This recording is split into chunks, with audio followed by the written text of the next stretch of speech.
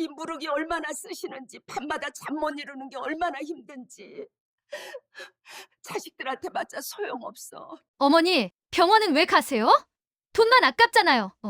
무릎이 너무 아파서 눈물이 날 지경이었는데 며느리는 제 앞에서 200만 원짜리 명품 가방을 들고 웃고 있었습니다. 안녕하세요. 저는 박순자, 올해 78살입니다. 이 이야기를 꺼내는 게 쉽지 않았지만 이제는 말할 수 있을 것 같습니다. 제 연금 통장이 어떻게 비어갔는지, 그리고 제가 어떻게 그것을 되찾았는지를요. 아들 내외와 함께 산 지 3년째였습니다. 남편을 먼저 보내고 혼자 지내던 저에게 아들이 말했습니다. 엄마, 우리랑 같이 살아요. 혼자 계시면 걱정돼요. 그 말이 얼마나 고마웠는지 모릅니다. 손주들 얼굴도 매일 볼 수 있고 밥 먹을 때 혼자가 아니라는 게 그렇게 좋을 수가 없었습니다. 국민연금 47만 원과 기초노령연금 30만 원 합쳐서 77만 원이 매달 제 통장에 들어왔습니다. 생활비로 50만 원 정도를 며느리에게 줬습니다. 식비며 관리비며 같이 사는데 당연한 일이라고 생각했습니다. 처음 몇 달은 정말 좋았습니다. 며느리는 제 좋아하는 반찬을 챙겨줬고 아들은 퇴근하면 제 방에 들러 이야기를 나눴습니다. 엄마, 오늘 저녁 맛있어요? 손주들은 제 무릎에 앉아 동화책을 읽어달라고 조르곤 했습니다. 이게 가족이구나. 이렇게 함께 사는 게 행복이구나 싶었습니다. 어머니, 통장 관리 제가 해드릴게요. 어르신들 요즘 보이스피싱도 많잖아요. 함께 산지 6개월쯤 됐을 때 며느리가 그렇게 말했습니다. 저는 고맙다고 했습니다. 사실 은행 일은 잘 모르고 비밀번호도 자꾸 까먹었으니까요. ATM 기계 앞에서 헤맬 때마다 뒤에 줄 선 사람들 눈치가 보여서 식은땀이 났습니다. 며느리는 제 통장과 카드를 받아들고 환하게 웃었습니다. 제가 잘 관리해 드릴게요. 필요하신 거 있으면 언제든 말씀하세요. 그때부터였을까요? 조금씩, 아주 조금씩 달라지기 시작했습니다. 처음엔 눈치채지 못했습니다. 무릎이 쑤시고 아파서 병원에 가고 싶다고 했을 때였습니다. 어머니, 요즘 병원비가 얼마나 비싼지 아세요? 그냥 약국에서 파스 사드릴게요. 며느리의 얼굴이 순간 굳었습니다. 전에는 그런 표정을 본 적이 없었는데 뭔가 불편해하는 것 같았습니다. 저는 그냥 며느리가 살림을 아끼려는 거라고 생각했습니다. 그래, 파스만 붙여도 괜찮을 거야. 그렇게 대답했습니다. 하지만 파스를 붙여도 무릎은 나아지지 않았습니다.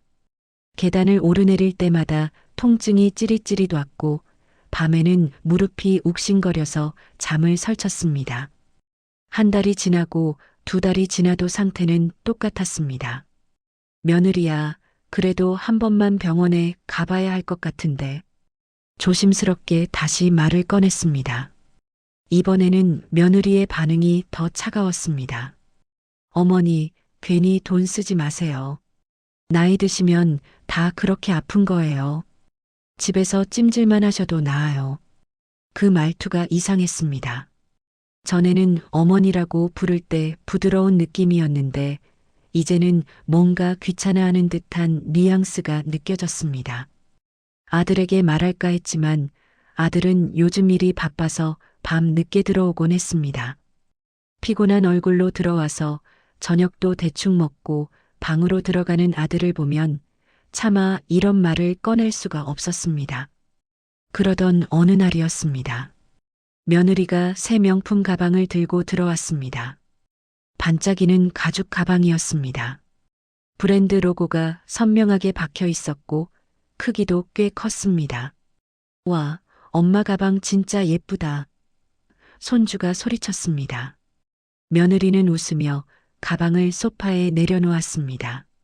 저는 그 가방을 보면서 가슴이 철렁 내려앉는 걸 느꼈습니다. 백화점 지나갈 때 본 것 같은데 그 가방이 200만 원이 넘는다는 걸 어렴풋이 알고 있었습니다. 며느리는 제 표정을 보더니 얼른 말했습니다. 친정 엄마가 생일 선물로 사주신 거예요. 그러면서 가방을 들고 방으로 들어갔습니다. 저는 그 말을 믿고 싶었습니다. 하지만 며느리 친정 사정을 모르는 것도 아니었습니다. 친정 어머니는 시장에서 반찬 가게를 하시는데 그렇게 비싼 가방을 선물로 살 형편이 되실까요? 그날 저녁 며느리가 제게 말했습니다. 어머니, 이번 달은 생활비가 좀 많이 나갔어요. 연금 전부 드려야 할 것 같아요. 77만 원 전부를요? 저는 깜짝 놀랐습니다. 그런데 내가 쓸 돈은? 말을 더듬었습니다. 며느리는 한숨을 쉬며 말했습니다. 어머니가 쓰실 게 뭐가 있어요? 밥도 저희가 다 해드리고 필요한 건 제가 다 사드리잖아요. 그냥 편하게 계세요. 그 순간 가슴이 답답해졌습니다. 제 돈인데, 제가 번 연금인데 왜 제가 쓸 수 없는 건지 이해가 되지 않았습니다. 하지만 아무 말도 하지 못했습니다. 가족이잖아요. 함께 사는데 이런 걸로 트러블을 만들고 싶지 않았습니다. 그래, 알았다. 그렇게 대답하고 방으로 돌아왔습니다. 그날 밤 잠이 오지 않았습니다. 천장을 바라보며 이런저런 생각을 했습니다. 혹시 제가 너무 예민한 걸까요? 며느리 말대로 저는 밥도 얻어먹고 전기수도 관리비도 안 내니까 77만 원 정도는 당연히 드려야 하는 걸까요? 하지만 뭔가 석연치 않았습니다. 병원도 못 가고 제가 쓸 돈도 한 푼 없고 이게 정말 맞는 건지 확신이 서지 않았습니다. 며칠 후 저는 용기를 내서 물어봤습니다. 며느리야, 내 통장에 지금 얼마나 남아 있는지 좀 알 수 있을까? 며느리는 설거지를 하던 손을 멈추고 저를 돌아봤습니다. 왜요? 뭐 필요한 거 있으세요? 저는 작게 말했습니다. 그냥 궁금해서. 며느리는 짜증 섞인 목소리로 대답했습니다. 어머니, 제가 관리하고 있다니까요. 걱정하지 마세요. 나중에 보여드릴게요. 나중에요. 나중은 언제일까요? 며느리는 그렇게 말하고는 다시 설거지를 시작했습니다. 저는 더 이상 물어볼 수가 없었습니다. 그 뒷모습에서 느껴지는 냉기 같은 게 있었습니다. 제가 귀찮은 사람이 된 것 같았습니다. 한 달이 지나고 2달이 지났습니다. 며느리는 또 새 옷을 사왔고 손주들 학원비도 더 비싼 곳으로 옮겼다고 했습니다. 요즘 애들 교육이 얼마나 중요한지 아세요? 투자를 해야 해요. 며느리는 자랑스럽게 말했습니다. 저는 고개를 끄덕였지만 마음 한구석이 무너지는 것 같았습니다. 제 연금이 그렇게 쓰이고 있구나. 제 병원비는 아깝다고 하면서요. 그러던 어느 날 우연히 며느리 방 앞을 지나가다가 통화하는 소리를 들었습니다. 응, 시어머니 연금? 그거 내가 다 관리하고 있어. 어차피 쓸 데도 없으시잖아. 우리 애들 교육비랑 내 용돈으로 쓰고 있어. 며느리가 웃으며 말하는 소리였습니다. 저는 그 자리에 얼어붙었습니다. 다리에 힘이 풀려서 벽을 짚어야 했습니다. 용돈이요? 제 연금이 며느리 용돈이 되어버린 건가요? 가슴이 무너져 내렸습니다. 머리가 핑 도는 것 같았습니다. 저는 조용히 제 방으로 돌아왔습니다. 문을 닫고 침대에 앉았습니다. 눈물이 흘러내렸습니다. 서럽고 억울하고 분했습니다. 하지만 동시에 제 자신이 한심했습니다. 왜 진작 눈치채지 못했을까요? 왜 이렇게 당하고만 있었을까요? 그날 밤 저는 결심했습니다. 이대로는 안 되겠다고. 제 돈을 되찾아야겠다고. 하지만 어떻게요? 며느리에게 따지면 될까요? 아들에게 말하면 될까요? 아니, 그렇게 해서 가족이 깨지면 어떡하죠? 손주들은요? 저는 밤새도록 고민했습니다. 다음 날 아침 저는 평소처럼 식탁에 앉았습니다. 며느리는 밥을 차려주며 말했습니다. 어머니, 오늘 연금날이에요. 통장 좀 확인해 볼게요. 그리고는 방으로 들어가서 제 통장을 가지고 나왔습니다. 핸드폰으로 뭔가 확인하더니 만족스러운 표정을 지었습니다. 잘 들어왔네요. 저는 그 모습을 보면서 속이 쓰렸습니다. 제 돈이 들어온 걸 확인하는데 저는 아무것도 모르고 있다니요. 며느리는 통장을 다시 방에 넣고 나왔습니다. 어머니, 이번 달도 생활비 많이 나갈 것 같아요. 연금 다 쓸게요. 이제는 물어보지도 않았습니다. 그냥 통보였습니다. 저는 그날 오후 조용히 외출 준비를 했습니다. 어디 가세요? 며느리가 물었습니다. 산책 좀 하고 올게. 거짓말이었습니다. 저는 주민센터로 향했습니다. 버스를 타고 가는 내내 가슴이 두근거렸습니다. 이게 맞는 걸까요? 제가 너무 나쁜 시어머니가 되는 걸까요? 주민센터에 도착했습니다. 창구 직원분께 조심스럽게 물었습니다. 저기, 통장을 새로 만들고 싶은데요. 직원분은 친절하게 웃으며 대답했습니다. 네, 신분증 가져오셨어요? 저는 신분증을 꺼냈습니다. 손이 떨렸습니다. 통장을 만드는 동안 직원분이 물었습니다. 혹시 연금 계좌 변경도 하실 건가요? 제가 놀란 표정을 짓자 직원분은 부드럽게 말했습니다. 어르신들 중에 그런 분들 많으세요. 통장 관리가 어려워서 자녀분께 맡겼다가 나중에 다시 본인이 관리하시려고요. 그럴 땐 연금 입금 계좌를 새 통장으로 바꾸시면 돼요. 저는 그 말을 듣는 순간 눈물이 핑 돌았습니다. 이해받는 기분이었습니다. 제가 이상한 게 아니었구나. 저만 이런 게 아니었구나. 네, 그렇게 하고 싶어요. 목소리가 떨렸습니다. 직원분은 필요한 서류를 챙겨주시며 친절하게 설명해 주셨습니다. 다음 달부터는 새 통장으로 연금이 들어올 거예요. 기존 통장은 더 이상 입금되지 않고요. 저는 고개를 끄덕였습니다. 가슴이 두근거렸습니다. 이제 제 연금은 제가 관리하게 되는 거였습니다. 주민센터를 나서는 발걸음이 묘하게 가벼웠습니다. 동시에 무거웠습니다. 며느리가 알게 되면 어떻게 될까요? 큰 싸움이 벌어지는 건 아닐까요? 집으로 돌아오는 버스 안에서 새 통장을 가방 깊숙이 넣었습니다. 아무도 모르게 조용히 숨겨야 했습니다. 집에 도착하니 며느리가 거실에서 TV를 보고 있었습니다. 산책 다녀오셨어요? 저는 최대한 자연스럽게 대답했습니다. 응, 날씨가 좋더라. 며느리는 별 관심 없이 다시 TV를 봤습니다. 저는 제 방으로 들어가 문을 닫았습니다. 그리고 서랍 깊숙한 곳에 새 통장을 숨겼습니다. 낡은 옷가지 사이에요. 그날 밤부터 한 달이 참 길게 느껴졌습니다. 매일 아침 눈을 뜰 때마다 생각했습니다. 며느리가 눈치챘을까? 하지만 며느리는 평소와 똑같았습니다. 아침 식사를 차려주고 청소를 하고 손주들을 챙기고 제 방 청소를 할 때는 가슴이 철렁했지만 다행히 서랍까지는 뒤지지 않았습니다. 연금이 들어오는 날이 다가왔습니다. 15일이었습니다. 저는 그날 아침을 평소보다 일찍 깼습니다. 6시부터 눈이 떠졌습니다. 며느리는 8시쯤 일어났습니다. 아침 식사를 하면서 며느리가 말했습니다. 어머니, 오늘 연금날이죠? 제가 확인해 볼게요.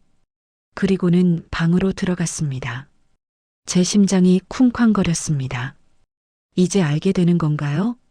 잠시 후 며느리가 방에서 나왔습니다. 표정이 이상했습니다. 당황한 것 같기도 하고 화가 난 것 같기도 했습니다. 어머니, 며느리가 저를 불렀습니다. 저는 밥을 먹는 척하며 대답했습니다. 왜? 며느리가 핸드폰을 들고 다가왔습니다. 통장에 돈이 안 들어왔어요. 이상하네요. 국민연금 쪽에 문제가 생긴 걸까요? 저는 숟가락을 내려놓고 며느리를 봤습니다. 며느리의 얼굴에는 짜증과 불안이 뒤섞여 있었습니다. 저는 천천히 말했습니다. 아, 그거 말이야. 며느리가 눈을 크게 뜨고 저를 봤습니다. 저는 숨을 깊게 들이마셨습니다. 내가 계좌를 바꿨어. 순간 거실이 조용해졌습니다. 며느리는 얼어붙은 듯 저를 쳐다봤습니다. 뭐라고요? 목소리가 떨렸습니다. 저는 다시 한번 말했습니다. 연금 받는 통장을 새로 만들었어. 이제부터는 내가 직접 관리할 거야. 며느리의 얼굴이 빨갛게 변했습니다. 어머니, 그게 무슨 말씀이세요? 제가 지금까지 잘 관리해드렸잖아요. 저는 고개를 저었습니다. 잘 관리했다고? 내 병원비는 아깝다고 하면서 너는 200만 원짜리 가방을 샀잖니. 며느리가 당황한 표정으로 말했습니다. 그건 친정 엄마가. 저는 말을 끊었습니다. 거짓말하지 마. 내가 전화로 친구한테 말하는 거 들었어. 내 연금을 내 용돈으로 쓴다고. 며느리의 얼굴이 하얗게 질렸습니다. 입술이 파르르 떨렸습니다. 그건 변명을 하려다가 갑자기 목소리를 높였습니다.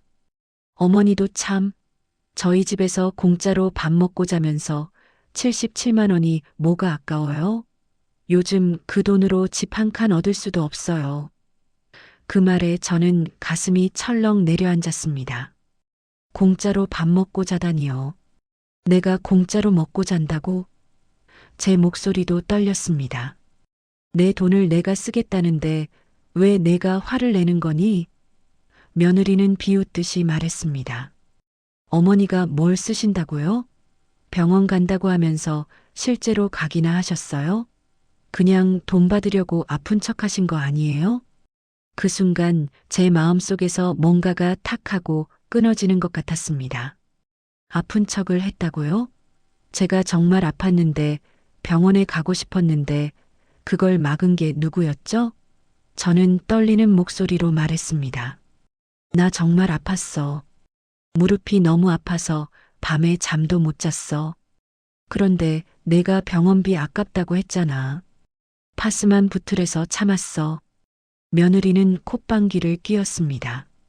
나이 드시면 다 그렇게 아픈 거예요. 괜히 병원 가서 돈만 축낸다고요. 저는 더 이상 참을 수가 없었습니다. 그럼 내 명품 가방은? 내 새 옷들은? 그건 돈 낭비가 아니니? 며느리가 버럭 소리를 질렀습니다. 제 돈으로 산 거예요. 저도 목소리를 높였습니다. 내 연금으로 샀잖아. 현관문이 열렸습니다. 아들이 회사 서류를 가지러 들어왔습니다. 무슨 일이에요? 밖에서 다 들려요. 아들이 당황한 얼굴로 물었습니다. 며느리가 울먹이며 말했습니다. 여보, 어머니가 갑자기 연금 통장을 바꿨어. 우리 믿지 못하신대. 아들이 저를 봤습니다. 엄마, 그게 무슨 말이에요? 저는 아들을 똑바로 봤습니다. 아들아, 엄마가 병원에 가고 싶다고 할 때마다 내 와이프가 뭐라고 했는지 아니? 돈 아깝다고 했어. 근데 내 와이프는 200만 원짜리 가방 사고 매달 옷 사고 내 연금을 자기 용돈으로 썼어. 며느리가 소리쳤습니다. 어머니, 증거도 없으면서 그런 말씀하시면 안 돼요. 저는 조용히 제 방으로 들어갔습니다. 그리고 서랍에서 작은 수첩을 꺼냈습니다. 며느리가 한 말들을 적어둔 수첩이었습니다. 날짜별로요. 3월 15일 병원 가고 싶다고 했더니 돈 아깝다고 함. 4월 3일 며느리 새 가방 들고 옴. 5월 10일 통장에 돈이 얼마나 남았는지 물었더니 나중에 보여준다고 함. 저는 수첩을 아들에게 보여줬습니다.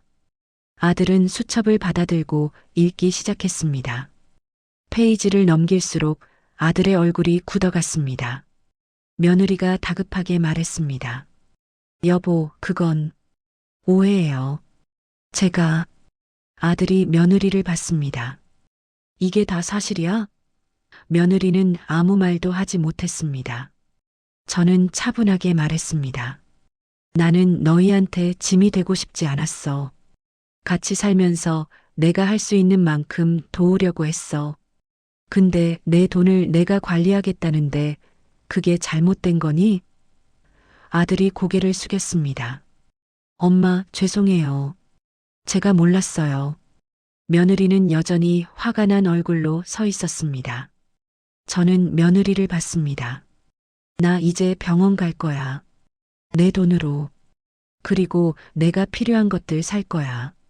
생활비는 30만 원만 줄게. 나머지는 내가 쓸 거야. 며느리가 비웃듯이 말했습니다. 30만 원으로 뭘 하라고요? 저는 단호하게 대답했습니다. 부족하면 너희가 벌어서 채워. 나는 이제 내 인생을 살 거야. 그날 이후로 집안 분위기는 냉랭해졌습니다. 며느리는 저한테 말을 거의 하지 않았습니다. 밥상도 대충 차려줬고 얼굴도 잘 보이지 않았습니다. 하지만 저는 괜찮았습니다. 다음 날 저는 정형외과에 갔습니다. 제세 통장에서 돈을 인출해서요. 의사 선생님은 엑스레이를 찍어보더니 말했습니다. 무릎 연골이 많이 닳았네요. 진작 오셨어야죠. 치료 시작해야겠어요. 물리치료를 받으면서 눈물이 났습니다. 아파서가 아니라 이제야 제대로 치료를 받을 수 있다는 게 고마워서였습니다. 치료비 18만 원을 낼 때 제 통장에서 나가는 돈이었지만 전혀 아깝지 않았습니다. 이게 제 돈이구나. 제가 이걸 쓸 수 있구나. 그게 그렇게 감사할 수가 없었습니다. 집에 돌아와서 거울을 봤습니다. 3년 만에 처음으로 제 얼굴이 제대로 보이는 것 같았습니다. 주름진 얼굴이지만 이제는 제 얼굴이었습니다. 제가 결정하고 제가 선택한 삶의 얼굴이요. 며칠 후 아들이 제 방에 찾아왔습니다. 엄마, 죄송해요. 제가 더 신경 썼어야 했는데. 저는 아들의 손을 잡았습니다. 아들아, 내 잘못이 아니야. 엄마가 좀 더 일찍 말했어야 했어. 근데 이제는 괜찮아. 아들이 물었습니다. 앞으로 어떻게 하실 거예요? 저는 웃으며 대답했습니다. 일단 무릎 치료 잘 받고 그동안 못했던 것들 할 거야. 친구들도 만나고 여행도 가고 싶어. 아들이 놀란 얼굴로 물었습니다. 여행요? 저는 고개를 끄덕였습니다. 응. 아빠 살아계실 때 못 가본 곳들 가보려고. 경주도 가고 싶고 부산 바다도 보고 싶어. 아들이 미안한 얼굴로 말했습니다. 엄마, 제가 모셔다 드릴게요. 저는 손을 내저었습니다. 아니야. 엄마 혼자 갈 거야. 혼자서도 잘할 수 있어. 한 달 후, 저는 정말로 부산에 갔습니다. 시니어 여행 패키지를 신청했습니다. 비슷한 나이대 할머니, 할아버지들과 함께였습니다. 해운대 바닷가에 앉아서 파도 소리를 들었습니다. 바람이 얼굴을 스쳤습니다. 짜고 시원한 바람이었습니다. 그때 깨달았습니다. 아, 나는 아직 살아있구나. 아직 내 인생이 남아있구나. 옆에 앉은 할머니가 말을 걸었습니다. 혼자 오셨어요? 저는 웃으며 대답했습니다. 네, 혼자요. 오랜만에 나와봤어요. 할머니도 웃었습니다. 저도요. 우리 나이에 이렇게 바다 보는 것도 복이죠. 우리는 한참 동안 파도를 바라봤습니다. 말없이요. 그냥 존재하는 것만으로도 충분했습니다. 집으로 돌아왔을 때 며느리가 거실에 있었습니다. 제 얼굴을 보더니 눈을 피했습니다. 저는 가방에서 작은 선물 상자를 꺼냈습니다. 부산에서 사왔어. 손주들 주려고. 며느리가 놀란 듯 저를 봤습니다. 왜? 이런 걸? 저는 조용히 말했습니다. 나는 여전히 이 집 식구니까. 화는 났지만 가족은 가족이잖아. 며느리의 눈에 눈물이 맺혔습니다. 어머니, 죄송해요. 제가 정말, 저는 손을 들어 말을 막았습니다. 사과는 천천히 해. 행동으로 보여줘. 나도 이제 달라질 거야. 내 인생은 내가 사는 거야. 며느리가 고개를 숙였습니다. 그날 저녁 온 가족이 식탁에 둘러앉았습니다. 분위기는 여전히 어색했지만 예전보다는 조금 나아진 것 같았습니다. 손주가 물었습니다. 할머니, 바다 어땠어요? 저는 웃으며 대답했습니다. 정말 예뻤어. 다음에 너희도 데려갈게. 손주의 눈이 반짝였습니다. 밥을 먹으면서 생각했습니다. 앞으로도 쉽지 않을 거예요. 며느리와의 관계도, 이 집에서의 생활도요. 하지만 이제는 달라요. 제가 선택할 수 있어요. 제 돈으로, 제 의지로, 제가 원하는 삶을 살 수 있어요. 그게 가장 큰 변화였습니다. 다음 달 연금날이 왔습니다. 저는 은행에 가서 제 통장을 확인했습니다. 77만 원이 들어와 있었습니다. 제 돈이었습니다. 30만 원을 인출해서 집에 가져갔습니다. 생활비야. 며느리에게 건넸습니다. 며느리는 조용히 받았습니다. 감사합니다. 나머지 47만 원은 제가 관리했습니다. 병원비로 10만 원, 저축으로 20만 원, 용돈으로 17만 원. 제가 계획을 세우고 제가 썼습니다. 다음 달 여행 경비도 여기서 나갈 거예요. 이번엔 설악산에 가보려고 합니다. 단풍이 예쁘다고 하더라고요. 지금 돌이켜보면 제가 통장을 되찾은 건 단순히 돈을 되찾은 게 아니었습니다. 제 존엄을 되찾은 거였어요. 제 선택권을 되찾은 거였고, 제 삶을 되찾은 거였어요. 나이가 들었다고 해서, 자식 집에 얹혀 산다고 해서, 제가 제 인생의 주인이 아닌 건 아니니까요. 여러분, 혹시 비슷한 상황에 계시다면 용기를 내보세요. 여러분의 돈은 여러분 것입니다. 여러분의 삶도 여러분 것이고요. 오늘도 저는 제 통장을 열어봅니다. 숫자를 확인하면서 웃습니다. 이게 제 것이구나. 이걸로 제가 하고 싶은 걸 할 수 있구나. 그 생각만으로도 하루가 행복합니다. 연금보다 값진 건 다시 제 손에 돌아온 제 인생이었습니다. 긴 이야기 들어주셔서 감사합니다. 구독과 좋아요 부탁드립니다.